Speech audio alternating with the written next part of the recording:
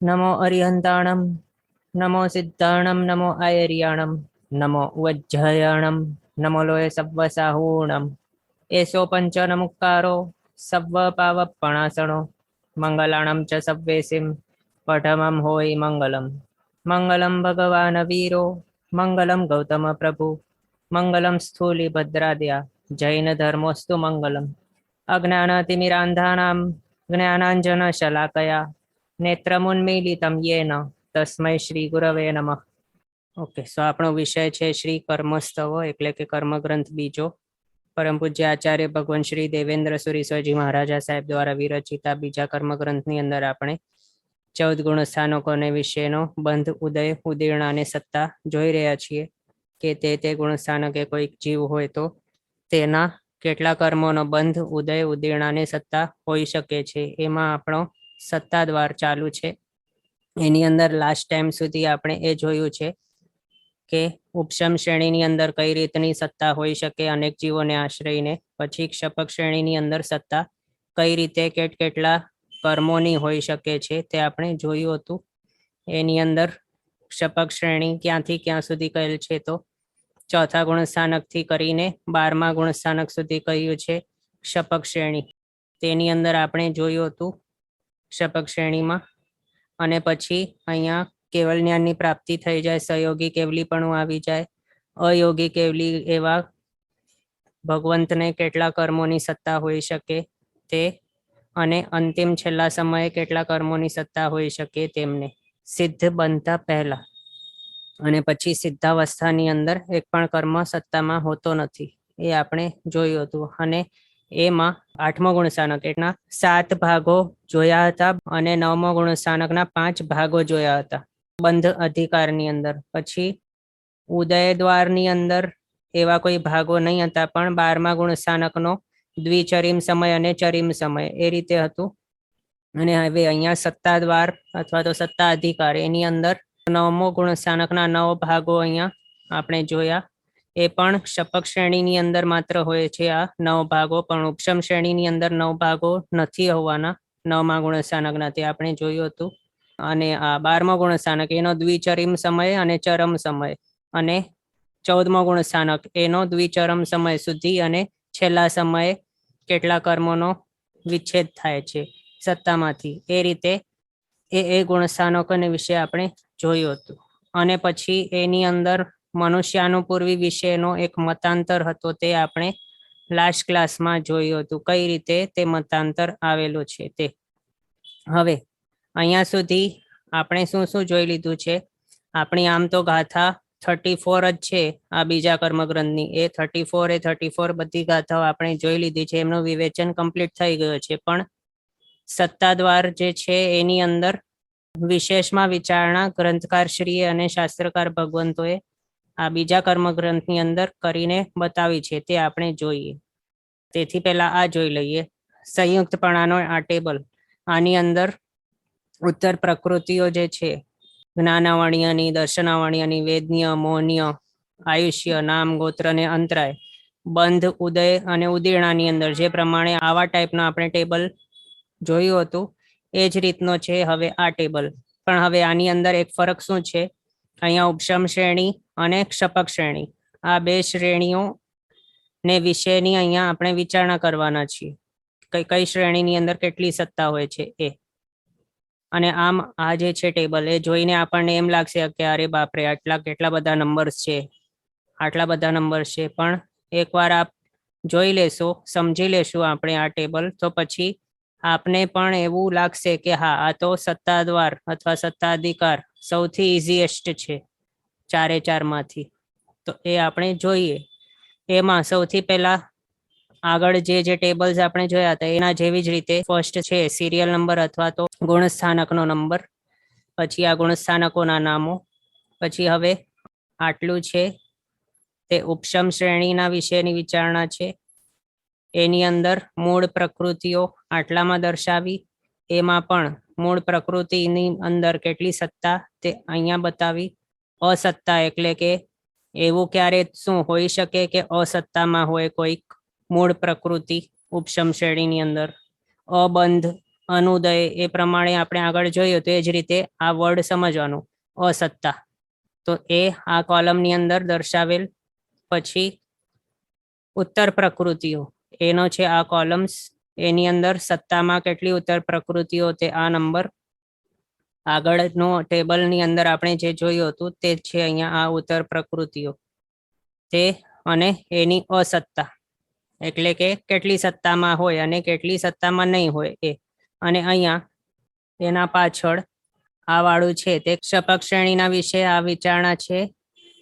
એની અંદરથી આ મૂળ કર્મ પ્રકૃતિઓ, આ કર્મની ઉત્તર પ્રકૃતિઓ, એમાં આ સત્તા, આ અસત્તા, પછી ઉત્તર પ્રકૃતિને વિશે આ સત્તા, આ અસત્તા. એ થઈ ગયું. હવે અહીંયા આટલું જે આપણે જોઈ શકીએ છીએ એની અંદર શું છે, એમાં જ્ઞાનાવર્ણ્ય વગેરે જે કર્મ પ્રકૃતિઓ છે તે અલગ અલગ બતાવી છે. જ્ઞાનાવર્ણ્ય 5 નો આ છે કોલમ. આગળ આપણે જે પ્રમાણે જોયું હતું બંધ, પછી ઉદય, ઉદીર્ણાની અંદર એ જ પ્રમાણે આ 8 કર્મો અહીંયા આપણે જોઈ શકીએ છીએ. એની ઉત્તર પ્રકૃતિઓ આપણે આગળના ટેબલની અંદર આ માત્ર જોયું હતું, આ વાળું, અને ક્ષપક શ્રેણીમાં આ વાળું જોયું હતું. પણ હવે આની અંદર આપણે બાયફર્કેટ કરીને અહીંયા સમજીશું કે કેટલા કર્મ કયા ગુણસ્થાનકે સત્તામાં હોઈ શકે છે તે. હવે ફર્સ્ટ થી સ્ટાર્ટ કરીએ તો ઓઘે. ઓઘે પહેલા તો આપણે ઉપશમ શ્રેણી જોઈ લઈશું, પછી ક્ષપક શ્રેણી જોશું. નહીં તો ગુણસ્થાનકને વિશે જ જોતા જઈએ એક એક કરીને. તો ફર્સ્ટ ઓઘે કેટલા કર્મો હોઈ શકે છે ઉપશમ શ્રેણીમાં સત્તામાં? મૂળ તો 8 જ હોય. પછી ક્ષપક શ્રેણીમાં પણ 8 કર્મો. પછી મૂળ પ્રકૃતિ 8 અને આ પણ જ્ઞાનાવર્ણ્ય 5. જેટલી છે જે કર્મની પ્રકૃતિઓ તે બધી અહીંયા કમ્પ્લીટ ફિગર્સ પૂરેપૂરા નંબર્સ આવી જશે. જ્ઞાનાવર્ણ્ય 5, દર્શનાવર્ણ્ય 9, વેદનીય 2, મોહનીય 28, આયુષ્ય 4, 93, નામ કર્મ 2, ગોત્ર કર્મ અને અંતરાય કર્મ 5. આ પ્રમાણે ઓઘના વિશે આપણે જોઈ લીધું.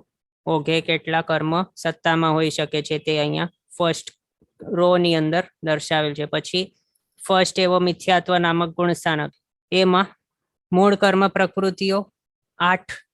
હવે અહીંયા કેવું છે, ઉપશમ શ્રેણી ક્યાંથી ચાલુ થાય છે તો 4 થી 11 સુધી હોય છે. તો પણ અહીંયા અલગથી બીજો કોઈ કોલમ નથી બનાવેલો, એના માટે અહીંયા જ સાથે લખી નાખ્યું છે ફર્સ્ટ, સેકન્ડ, થર્ડ ગુણસ્થાનકો છે તે. આમ તો આ ઉપશમ શ્રેણીની અંદર નહીં આવે આ ફર્સ્ટ, સેકન્ડ, થર્ડ ગુણસ્થાનકો, તો પણ અહીંયા લખ્યા છે.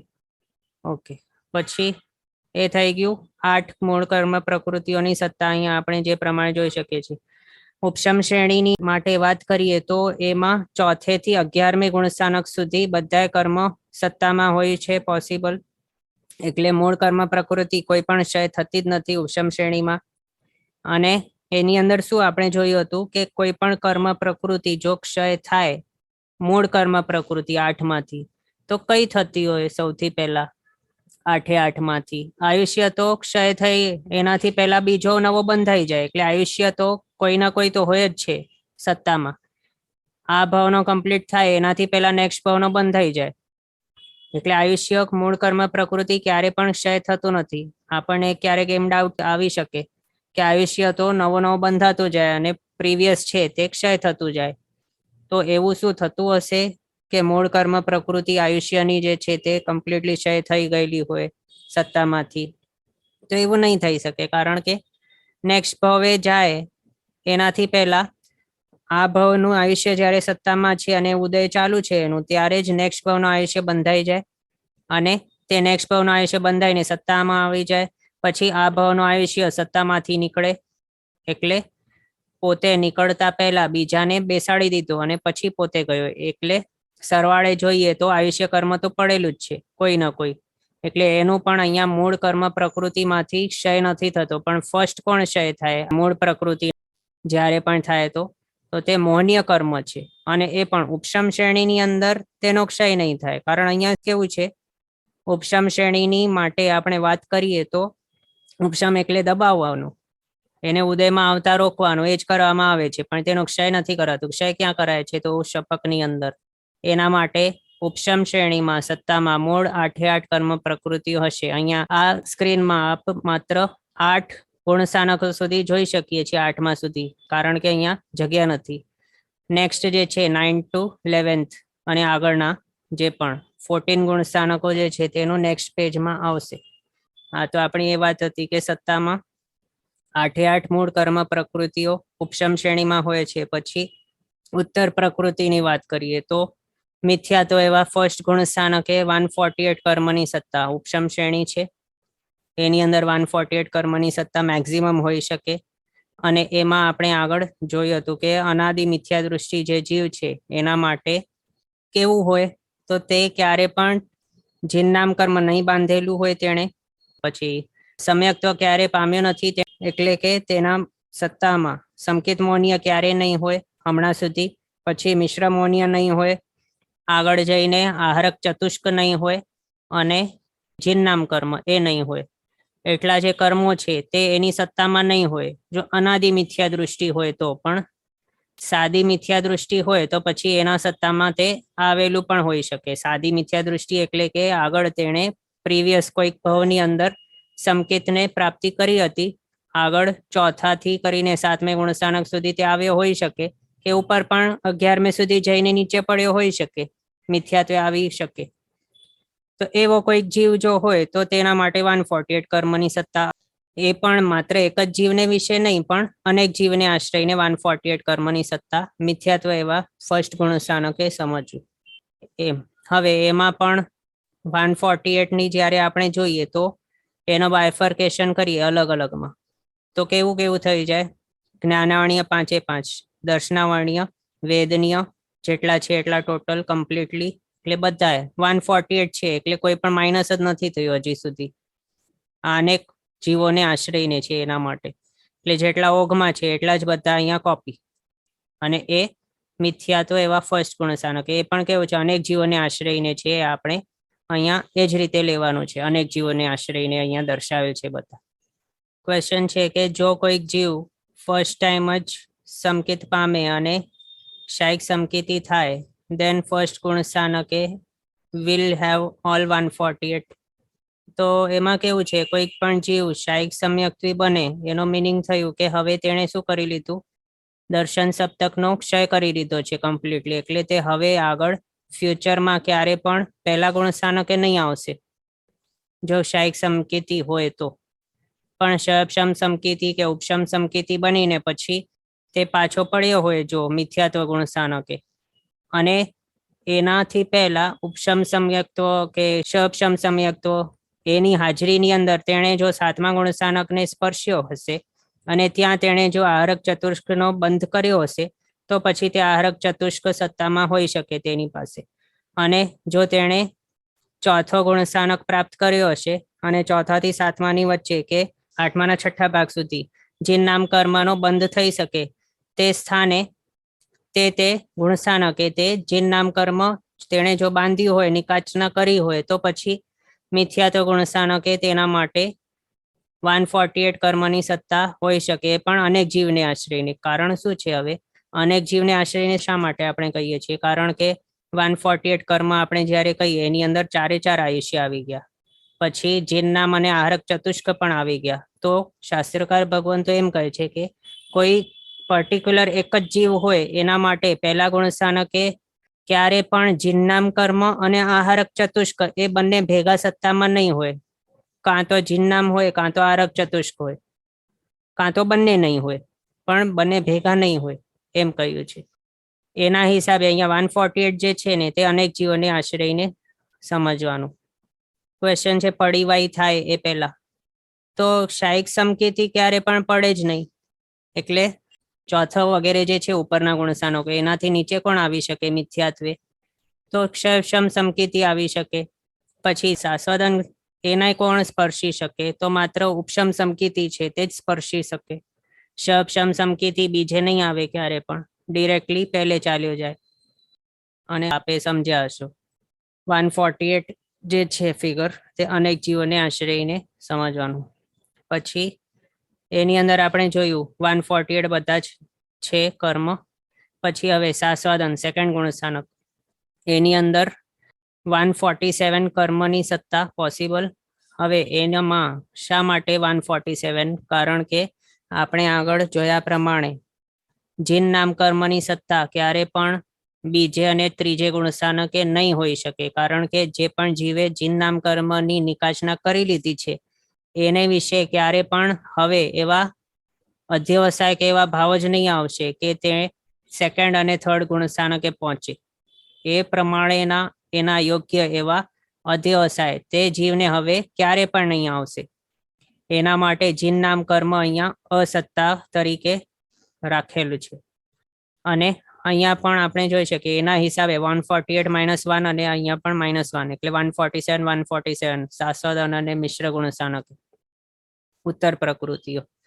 અને આ સ્થાને આપણે નામ કર્મમાંથી 1 માઇનસ કરી લીધું છે. એ પણ 1 કયો છે? તો હવે તે જીન નામ કર્મ છે. એના હિસાબે બીજા બધા જુઓ સેમ જ છે. 5 5 5 5 5 આ બધા 9 9 આ બધા 2 પછી આ બધા 2 આ બધા 5. એની અંદર કોઈ પણ વિચારણા કરવા જેવી છે જ નહીં.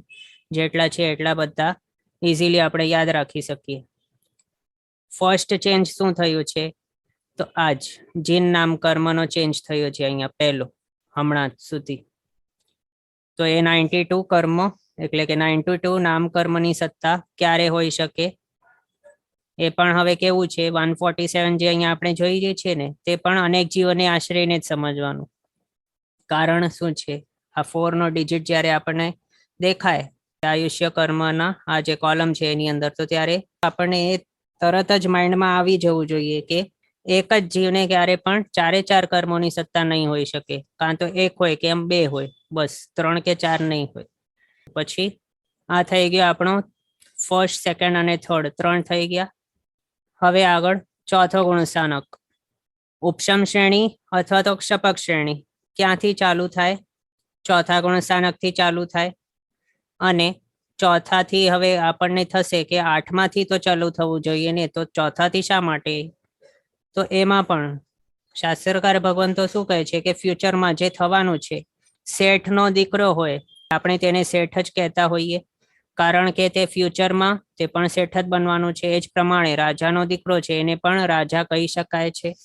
એ જ પ્રમાણે અહીંયા પણ કેવું થઈ ગયું? અહીંયા પણ ચોથો વગેરે જે છે 7મા સુધીના ગુણસ્થાનકો એની અંદર કોઈક જીવ ઉપશમ શ્રેણી ચડવાનો હોય અહીંયાથી આગળ વધીને, તો પછી અથવા તો શ્રપક શ્રેણી ચડવાનો હોય ચોથાથી આગળ વધતા, તો ત્યારે એના માટે કહ્યું છે કે ઉપશમ શ્રેણી ચોથેથી 11મે સુધી અને શપક શ્રેણી ચોથેથી 12મે સુધી. એમ એના જ માટે અહીંયા ચોથાથી 7મો છે એને પણ ગણી લીધો છે. એ ક્લિયર? હવે ક્વેશ્ચન છે, પ્લીઝ રિપીટ અબાઉટ આયુષ્ય કર્મ 4 હોય તો. હા, તો આ 4 આયુષ્ય કર્મ કોના માટે ક્યારે હોઈ શકે? તો એ અનેક જીવોને આશ્રયને 4 કર્મો સત્તામાં હોય. અનેક જીવોને આશ્રયને પણ કઈ રીતે? કોઈક જીવ હોય તેને મનુષ્ય આયુષ્ય હોય માત્ર સત્તામાં, કોઈકને માત્ર નરક આયુષ્ય હોય, કોઈકને માત્ર દેવાયુ હોય. હવે નરકાયુ અને દેવાયુ તે પણ કેવા હોય? જે જીવો જેની પાસે માત્ર નરકાયુ જ હોય સત્તામાં અથવા તો માત્ર દેવાયુ જ હોય સત્તામાં, એવા કયા જીવો હોઈ શકે? તો તે એવા જીવો હોય કે જેને નેક્સ્ટ ભાવનું આયુષ્ય બાંધ્યો જ નથી એવા.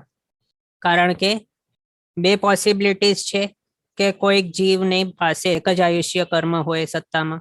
કઈ? ફર્સ્ટ પોસિબિલિટી કે તેણે નેક્સ્ટ ભાવનું આયુષ્ય બાંધ્યો જ નથી એવો. અને બીજી પોસિબિલિટી કે નેક્સ્ટ ભાવનું આયુષ્ય તેને આ ભાવનો જે આયુષ્ય છે એવા જ સેમ ટાઈપનો નેક્સ્ટ ભાવનો બાંધી લીધું છે. એ છે આપણી સેકન્ડ પોસિબિલિટી. હવે એની અંદર ફર્સ્ટ પોસિબિલિટી છે એ તો 4 ગતિના અથવા તો 4 આયુષ્ય છે એના માટે એપ્લિકેબલ થઈ શકે. અબધાયુની અપેક્ષા આપણે કહેતા હોઈએ તો ફર્સ્ટ પોસિબિલિટી 4 માટે એપ્લિકેબલ. 4 ટાઈપના અહીંયા આયુષ્ય હોઈ શકે એવા જીવો માટે. એટલે કે એવા જીવ હોય કે જેની પાસે માત્ર મનુષ્ય આયુષ્ય છે, એવા હોય કે માત્ર દેવાયુ, માત્ર નરકાયુ અને માત્ર તિર્યંચાયુ. એ થઈ આપણી એક પોસિબિલિટી. આ 4 જે જીવો છે તેને નેક્સ્ટ ભાવનું આયુષ્ય બાંધ્યો જ નથી એવા છે. હવે સેકન્ડ પોસિબિલિટી અહીંયા કેવી છે? હમણાં તેનું જે આયુષ્ય છે એવા જ સેમ ટાઈપનું આયુષ્ય તેને નેક્સ્ટ ભાવનું બાંધ્યું છે. એની અંદર કોણ કોણ આવી શકે? તો મનુષ્ય અને તિર્યંશ, માત્ર એ બે આવી શકે, કારણ કે દેવ મરીને દેવ નહીં થાય. એના હિસાબે દેવતા નેક્સ્ટ ભાવનું આયુષ્ય દેવપણાનું નહીં બાંધે, અને નારકી પણ નેક્સ્ટ ભાવનું તેનું નારકીપણાનું આયુષ્ય નહીં બાંધે. એના હિસાબે સજાતીય સેમ જ એવો આયુષ્ય જેની સત્તામાં હોય એવા જીવો કોણ હોઈ શકે? તો મનુષ્ય અને તિર્યંશ માત્ર. એ આપણે જોયું બે પોસિબિલિટી. હા, એટલે એના હિસાબે અહીંયા જે ક્વેશ્ચન હતું કે 4 આયુષ્ય એ કઈ રીતે ક્યારે? તો અનેક જીવોને આશ્રયને 4 આયુષ્ય સમજવાના, અને માત્ર એક જ જીવને આશ્રયને જોતા હોઈએ તો 1 અથવા તો 2 હોવા જોઈએ, પણ 3 કે 4 નહીં હોય. એ થઈ ગયું. પછી આપણે આ જોઈ રહ્યા હતા ચોથો અવિરત સમ્યક દૃષ્ટિગુણ સ્થાનક. એની અંદર મૂળ કર્મ પ્રકૃતિ 8 સત્તામાં ઉપશમ શ્રેણીની વાત કરતા હોઈએ તો પછી ઉત્તર કર્મ પ્રકૃતિ કેટલી? તો 148 હોઈ શકે, અથવા તો 141 હોઈ શકે. 148 કેવું છે? અહીંયા જે જોયું એવું જ સેમ. પછી 141 કોને ક્યારે? તો 141 કર્મની સત્તા તે જીવને કે જેની પાસે એક જ આયુષ્ય સત્તામાં છે એવો. એટલે નેક્સ્ટ ભાવનું આયુષ્ય તેને બાંધ્ય નથી હજી સુધી, એવો છે. એના હિસાબે 148 - 3 કેટલા થઈ ગયા? 145. પ્લસ હવે બીજું 145 - 4 હજી કરવાના છે. તો તે 4 કયા? તો અનંતાનુબંધી 4. એની વિષયોજના કરી લીધી છે એવો જીવ કે તેની સત્તામાં તે અનંતાનુબંધી 4 કર્મ નથી. એના હિસાબે તેની પાસે હવે કેટલા કર્મ છે સત્તામાં? તો 141 કર્મ. અને કેટલા માઇનસ થયા સત્તામાંથી? તો 7. એ 141 નું જે ફિગર છે તે ક્લિયર થયું હશે. અને હવે જો બીજા જે છે બધા તે સેમ ટુ સેમ જ છે જેટલા હતા એટલા. એ થઈ ગયું. તો આ જોઈ લો 148 કર્મ છે, એની અંદર આ 3 ડિજિટ છે એમાંથી કયો લેવાનો? તો સૌથી ઉપરવાળો 28 લેવાનો મહનીય કર્મનું, અને આયુષ્યનો આ 4 લેવાનું 148 ની વાત કરતા હોઈએ તો. અને જો 141 જોતા હોઈએ તો આ 24 લેવાનું મોહનીય કર્મની સત્તા, અને આયુષ્ય 1 ની સત્તા એમ. પછી હવે ક્ષપક શ્રેણીની વાત કરીએ તો એની અંદર 145 કર્મની સત્તા પોસિબલ છે ક્ષપક શ્રેણીમાં. એ પણ હવે કઈ રીતે, કયા માઇનસ થઈ ગયા? તો 3 આયુષ્ય માત્ર માઇનસ કર્યા છે. હા, અહીંયા આપણે એમ થશે કે ક્ષપક શ્રેણીની વાત કરીએ છીએ તો પણ અહીંયા ક્ષાયિક સમકીતિ તો હજી સુધી તે થયો નથી. જો ક્ષાયિક સમકીતિ હોય તો 145 કઈ રીતે હોઈ શકે સત્તામાં? સત્તામાં તો ઓછા હોવા જોઈએ. 28 કઈ રીતે હોય ક્ષપક શ્રેણીની અંદર સત્તામાં? તો એ જ રીતે હમણાં તે ભલે નથી, પણ આગળ જઈને તે આ જ ભાવની અંદર ક્ષપક શ્રેણી માંડવાનો છે, અને ક્ષાયિક સમકિત પામીને પછી પોતાના જે પણ કર્મો છે એનો ક્ષય કરવાનો છે ક્ષપક શ્રેણીમાં. એના હિસાબે હમણાં ચોથા ગુણ સ્થાનકથી તેનો સ્ટાર્ટિંગ પોઈન્ટ આપણે સમજ્યું છે. રાજાનો દીકરો રાજા કહેવાય એના હિસાબે. તો ક્વેશ્ચન છે મોનિયાનો 1 પણ નહીં જાય? તો નહીં, હમણાં સુધી અહીંયા ગયો નથી, કારણ કે આ જીવ જે છે 145 વાળો તે કેવો છે હમણાં?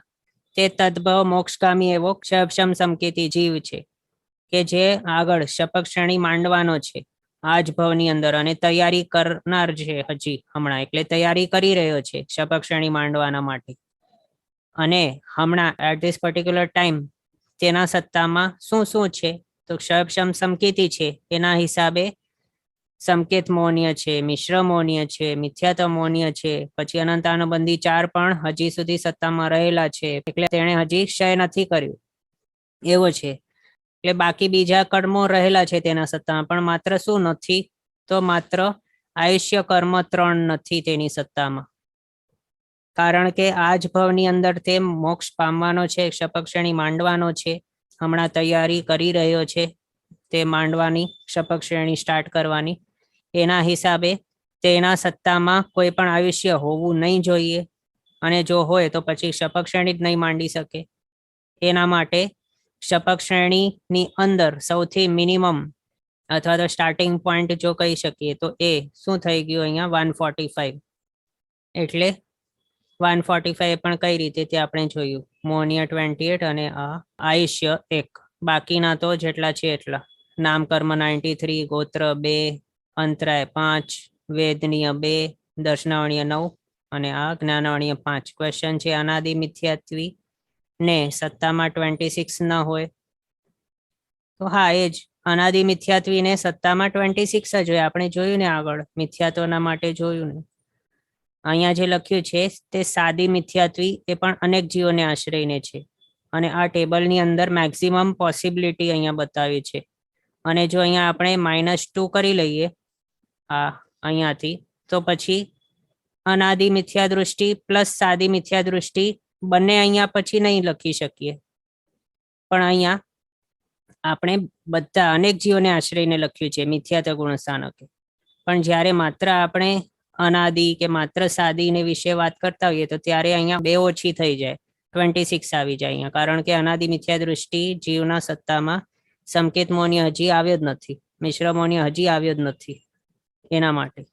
ઓકે, તો હા, એ પ્રમાણે અહીંયા આપણે જોયું અવિરત સમ્યક દૃષ્ટિ જીવના એટલે ચોથા ગુણ સ્થાનક એક શપક શ્રેણીની અંદર 145 નું જે ફિગર છે તે કઈ રીતે આવ્યો છે તે 28 મોહનીયની અને આયુષ્યનો 1 એ છે સત્તામાં. એ થઈ ગયું મેક્સિમમ પોસિબિલિટી 145 નું. હવે નેક્સ્ટ 138 નો ફિગર કઈ રીતે આવ્યો, તો એના માટે 148 - 10 કરીએ તો ત્યારે 138 આવે.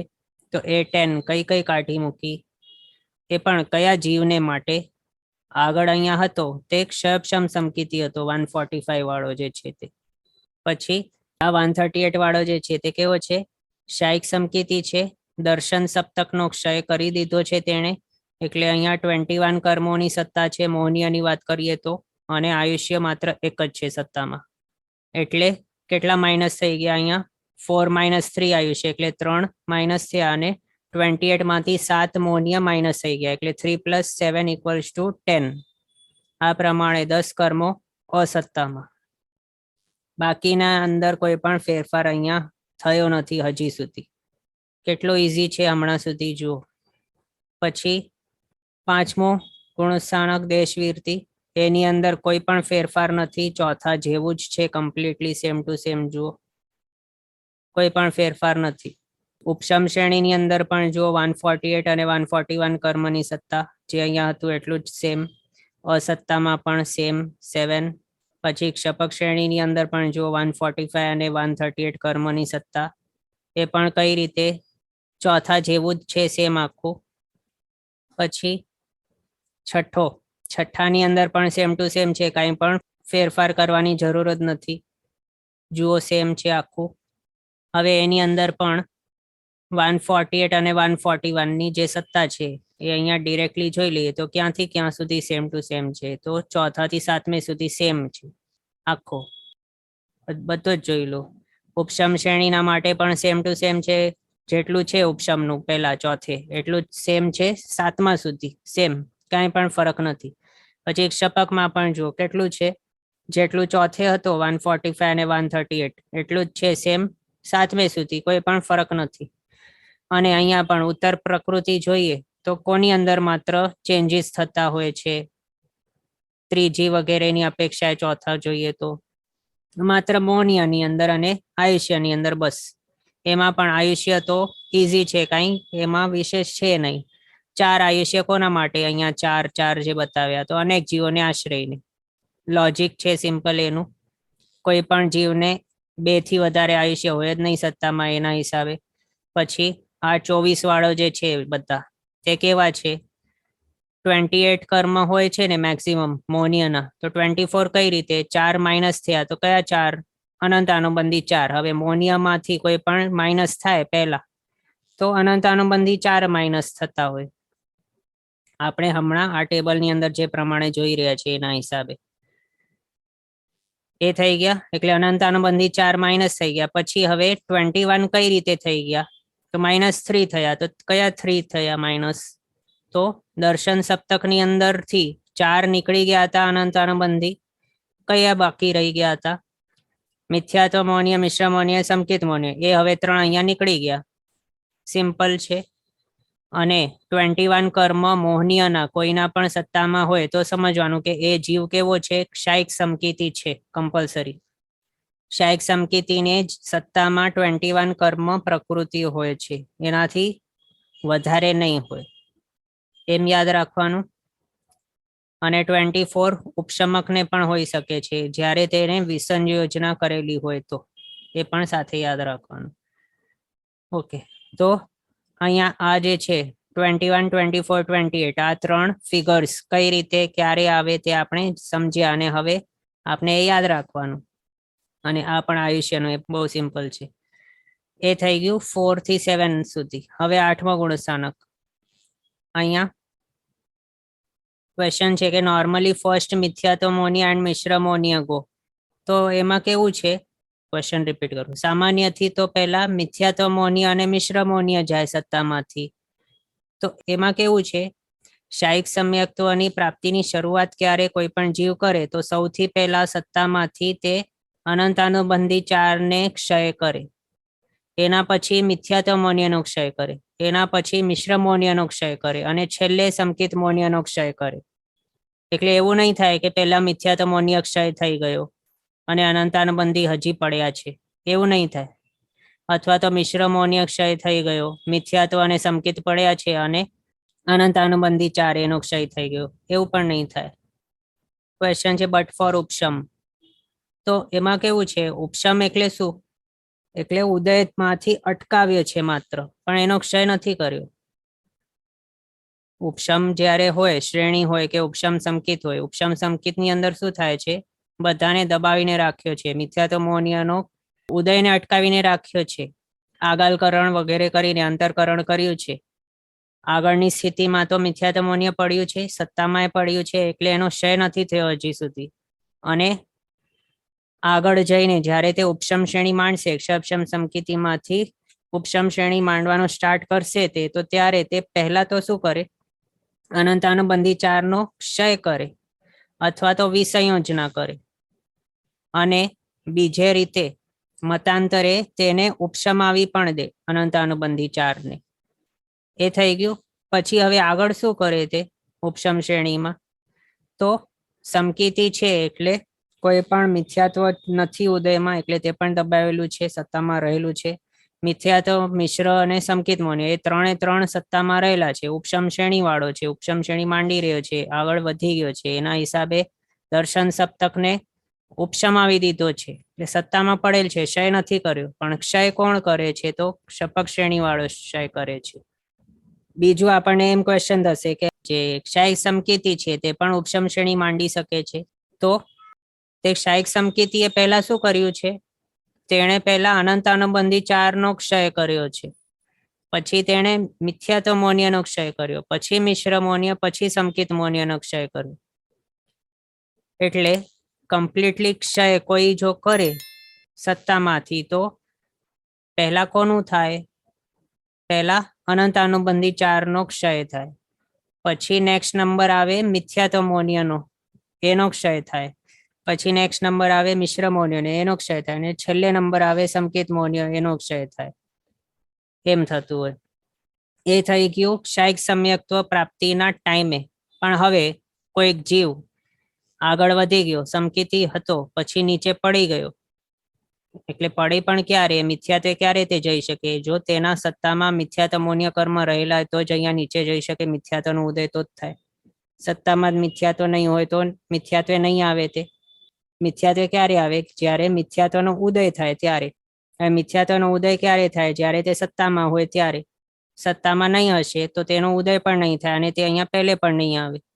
તો જ્યારે કોઈક જીવ અહીંયા નીચે આવી ગયો પહેલા ગુણસ્થાનકે, તો ત્યારે ત્યાં પહોંચતાની સાથે જ શું તે સ્ટાર્ટ કરી લે, સમકિત મોનિયાની સત્તાને ખલાસ કરવાનું સ્ટાર્ટ કરે, એટલે કે તેની ઉદ્વલના સ્ટાર્ટ કરી લે. સમકિત મોનિયાની ઉદ્વલના ચાલુ થાય, મિશ્ર મોનિયાની ઉદ્વલના ચાલુ થાય, અને મિથ્યાત્વ મોનિયાનો જે પુંજ છે તેને પુષ્ટ કરવાનું ચાલુ થાય. એટલે કે સમકિત મોનિયા, મિશ્ર મોનિયા બંનેનું ટ્રાન્સફર થતું જાય મિથ્યાત્વની અંદર, અને પહેલા સમકિત મોનિયાનો અહીંયા સત્તામાંથી નાશ થઈ જાય ઉદ્વલના દ્વારા. પછી મિશ્ર મોનિયાનો વારો આવે, પલ્યોપમનો અસંખ્યાત્મ ભાગ લાગે એને, આ જે છે તેને ખાલી કરવા. પછી આ મિશ્ર મોનિયા એને સત્તામાંથી નાશ કરી દે. ત્યારે હવે શું થઈ ગયું? અહીંયા માત્ર સંકેત મોનિયાનો નાશ થયો સત્તામાંથી ઉપરથી નીચે પડીને. તો ત્યારે 28 હતા પહેલા. તો સૌથી પહેલા અહીંયા ઉપર હતો ઉપશમ સમકીતી, તો ત્યારે 28 હતા સત્તામાં. પછી નીચે આવ્યો અહીંયા અને સંકેત મોનિયાનો ઉદ્વલના ચાલુ કરી. ઉદ્વલના કમ્પ્લીટ થઈ ગઈ, સંકેત મોનિયા સત્તામાંથી નીકળી ગયો, ત્યારે 27 થઈ ગયા કર્મ સત્તામાં. પછી મિશ્ર મોનિયાની ઉદ્વલના ચાલુ છે અને એ કમ્પ્લીટલી ઉદ્વલાઈ જશે, ત્યારે પછી શું થઈ જશે? 26 કર્મની સત્તા થઈ જશે તે મિથ્યાત્વીને માટે. એના હિસાબે અહીંયા આપણે બે રીતે જોયા ને, કોણ કોણ સત્તા નાશ કરી શકે. એક તો ઉપર જઈને શાયિક સમકીતી બનતો હોય, શાયિક સમ્યક્ત્વની પ્રાપ્તિ કરતો હોય, તે સત્તામાંથી નાશ કરી શકે કર્મનો. અને બીજો ઉપરથી નીચે જે પડ્યો હોય તે પણ સત્તામાંથી કાઢી શકે છે કર્મોને. અને ઉપર જાય એટલે કે શાયિક સમકીતી બનવાનું સ્ટાર્ટ કરે તો તે કયા કર્મોનો પહેલા નાશ કરે તે જોયું ક્રમસર. રિપીટ કરી લઉં ક્રમ. શાયિક સમકીત પ્રાપ્ત કરતા ટાઈમે પહેલા અનંતાનુબંધી 4 નો ક્ષય, પછી મિથ્યાત્વ મોનિય ક્ષય, પછી મિશ્ર મોનિય ક્ષય અને છેલ્લે સંકેત મોનિયનો ક્ષય. એ થઈ ગયું શાયિક સમ્યક્ત્વ પ્રાપ્ત કરતા ટાઈમે. અને આપણો મિથ્યાત્વ એની અંદર ઉદ્વલના દ્વારા અહીંયા તે સત્તામાંથી કાઢી મૂકે. એમાં ફર્સ્ટ તે કોને કાઢે? તો સંકેત મોનિય પહેલા કાઢે, પછી મિશ્ર મોનિય કાઢે. બસ બીજા 26 ને રાખી મૂકે સંભાળીને સત્તામાં. ઓકે, હવે આ ક્લિયર થયું હશે. તો એના હિસાબે તે જે ક્વેશ્ચન હતું કે સામાન્યથી મિથ્યાત્વ મોનિય અને મિશ્ર મોનિય પહેલા જાય, તો એવું નહીં થાય. એ હમણાં આપણે જોયું, એ પ્રમાણે યાદ રાખવાનું. તો અપૂર્વકરણ 8મો ગુણસ્થાનક, એના માટે કેટલા કર્મોની સત્તા ઉપશમ શ્રેણીની અંદર હોઈ શકે? તો 146 અથવા તો 142 અથવા તો 139. 8મા ગુણસ્થાનકે. એ પણ હવે કઈ રીતે ને શા માટે? તો 146 છે, એમાંથી કયા બે માઇનસ થઈ ગયા? તો શ્રેણી કોણ માંડી શકે? ઉપશમ શ્રેણી, કે જેના સત્તામાં માત્ર મનુષ્ય અથવા તો દેવાયુ એ બે જ હોય તે. એટલે મેક્સિમમ એ બે આયુષ્ય તેના સત્તામાં હોઈ શકે. પણ નરકાયુ અને તિર્યંચાયુ એ બંને નહીં હોવા જોઈએ સત્તામાં. તો એ જ બે અહીંયા માઇનસ થઈ ગયા 146 માંથી. એ થઈ ગયું ફર્સ્ટ. અહીંયા આપણે જોઈ શકીએ બે આયુષ્ય. આ 146 માટે 2 ની અસત્તા, પછી આ 2 લેવાનું અહીંયાથી આયુષ્ય માટે, અને મોનિયાનું આ 28 લેવાનું. એટલે બીજા કોઈ કર્મની અંદર અહીંયા ફેરફાર નથી, માત્ર 2 આયુષ્ય કાઢ્યા છે 146 માંથી બસ. પછી 142 હવે એ કઈ રીતે અને કોના માટે? તો આની અંદર 6 કર્મ માઇનસ કર્યા છે. હવે 6 કયા કયા? તો પાછું 2 આયુષ્ય છે માત્ર. ઉપશમ શ્રેણીની અંદર શું થઈ શકે? એટલે કોણ ઉપશમ શ્રેણી માંડી શકે? કે જેણે પોતાનો હમણાં મનુષ્ય આયુષ્ય ચાલુ છે, જેનો ઉદય ચાલુ છે, એટલે તે સત્તામાં છે, પ્લસ હવે દેવાયુ તેની સત્તામાં છે એવો પણ. તો એ 2 આયુષ્ય, બાકીના 2 માઇનસ થઈ ગયા. પછી એવો જીવ કે જેણે અનંતાનુબંધી ચતુષ્કની વિસંયોજના કરી દીધી છે. વિસંયોજના એટલે એવા ટાઈપનો ક્ષય કે જે આગળ જઈને તે મિથ્યાત્વ ગુણસ્થાનકે જશે ત્યારે પછી સત્તામાં પાછું આવી જશે. એવા ટાઈપનો ક્ષય, એને કહેવાય વિસંયોજના. રિપીટ કરું, વિસંયોજના એટલે શું? એવા ટાઈપનો ટેમ્પરરી પણ આનું ક્ષય, આપણા વર્ડ્સમાં કહીએ તો એવું ટેમ્પરરી ક્ષય કે જેની અંદર તે જે કર્મનો ક્ષય થયું છે એની સત્તા ઉદય બંધ વગેરે આગળ પાછું થઈ શકશે. એના માટે તેને વિસંયોજના કહેલી છે. અને એ પણ વિસંયોજના થઈ એ ક્યારે કહેવાય? તે ત્યારે કહેવાય કે જ્યારે માત્ર અનંતાનુબંધી 4 નો સત્તામાંથી હટાવી મૂક્યો છે, પણ મિથ્યાત્વ મોનિય હજી સત્તામાં રહેલું હોય, અને એ મિથ્યાત્વના કારણે જીવ પહેલા ગુણસ્થાનકે પહોંચી શકે, અને ત્યાં પહોંચે તો ત્યારે તેનો અનંતાનુબંધી કષાયોનો બંધ વગેરે ચાલુ થઈ જાય, ત્યાં તેનો પછી ઉદય આવી જાય. એમ થતું હોય એના હિસાબે અહીંયા વિસંયોજના કરેલ છે. હા, તો આ 142 કર્મની અંદર 6 કયા માઇનસ કર્યા? તો 4 અનંત અનુબંધી કશાય વિસંયોજના કરેલ છે તે, અને 2 આયુષ્ય કર્મ, નરકાયુ અને તિર્યંચ આયુષ્ય. એ થઈ ગયા ટોટલ 6 માઇનસ કર્યા છે તે 142 માટે. પછી 139 કોના માટે? તો એવો ક્ષાયિક સમકેતી જીવ. હવે જુઓ અહીંયા 21 આ જે છે નંબર, તે આપ જે પણ ઠેકાણે જુઓ અહીંયા મૌન્ય કર્મની અંદર, તો ત્યારે તરત જ આપણા માઇન્ડમાં સ્ટ્રાઇક થઈ જવું જોઈએ કે 21 કોના માટે છે? તો ક્ષાયિક સમકેતીના માટે. તો આ 21 જોઈને તરત આપણને માઇન્ડમાં આવી જવું જોઈએ કે હા, આ તો કેવો છે? ક્ષાયિક સમકેતી છે, 21 મૌન્યની સત્તાવાળો. તો એની અંદર દર્શન સપ્તકનો ક્ષય થઈ ગયો છે, એટલે એ થઈ ગયા 9 માંથી 7. પછી બાકીના 2 કયા? તો પાછું એ જ. કયા 2? તિર્યંચ આયુષ્ય અને નરકાયુષ્ય. એ 2 માઇનસ થઈ ગયા છે. એ થઈ ગયું. એટલે આ 139 કર્મની સત્તા ઉપશમ શ્રેણીની અંદર ક્ષાયિક સમકેતીને માટે આપણે જ્યારે કહીએ તો ત્યારે 2 આયુષ્ય કર્મની સત્તા લેવી અને 21 મૌન્ય કર્મની સત્તા લેવી. એના હિસાબે મૌન્યમાંથી દર્શન સપ્તક માઇનસ અને આયુષ્યમાંથી તિર્યંચ આયુષ્ય અને નરક આયુષ્ય માઇનસ. એ ટોટલ 9 માઇનસ કરીને 139 ની સત્તા હોઈ શકે છે ઉપશમ શ્રેણીની અંદર. આ પ્રમાણે આપણે આ 3 જોયા, 146, 142 અને 139. પછી હવે ક્ષપક શ્રેણી. તો ક્ષપક શ્રેણીની અંદર જોઈએ તો 138 કર્મની સત્તા પોસિબલ. હવે એ પણ કઈ રીતે, ક્યારે? તો એના માટે ક્ષાયિક સમકેતી હોય તે જ અહીંયા પહોંચી શકે ક્ષપક શ્રેણીની અંદર 8મા ગુણસ્થાનકે.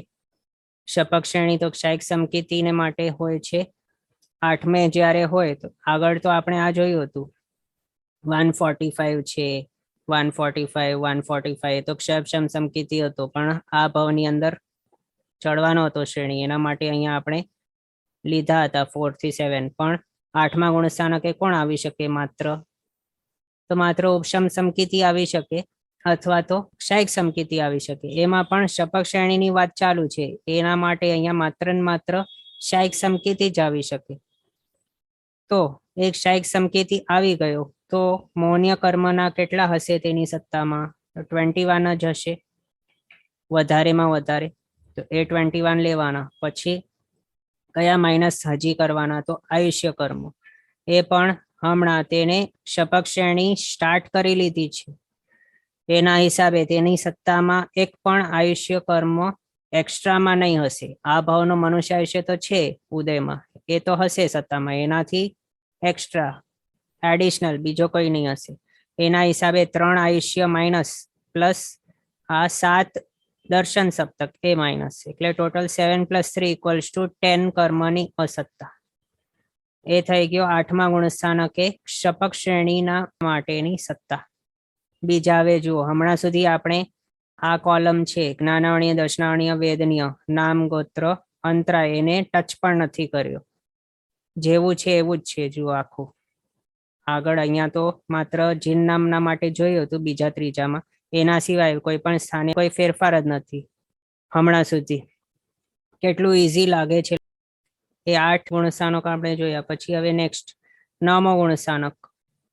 તો 9મા ગુણસ્થાનકે આપણે જોઈએ ફર્સ્ટ તો ઉપશમ શ્રેણીના માટે માત્ર જોઈએ. તો ઉપશમ શ્રેણીની અંદર 9મો ગુણસ્થાનકના 9 ભાગો નથી, પણ એક જ છે, માત્ર 9મો ગુણસ્થાનક, બસ એક જ એમ જ છે. પણ આ જે છે બાકીના ભાગો તે બધા ક્ષપક શ્રેણીના માટે છે. એટલે ઉપશમ શ્રેણીની જ્યારે આપણે વાત કરતા હોઈએ તો ત્યારે માત્ર 9મો ગુણસ્થાનક એ જ બોલવાનું, પણ 9માના પહેલા ભાગે, બીજા ભાગે એ કઈ નહીં બોલવાનું ઉપશમ શ્રેણીમાં.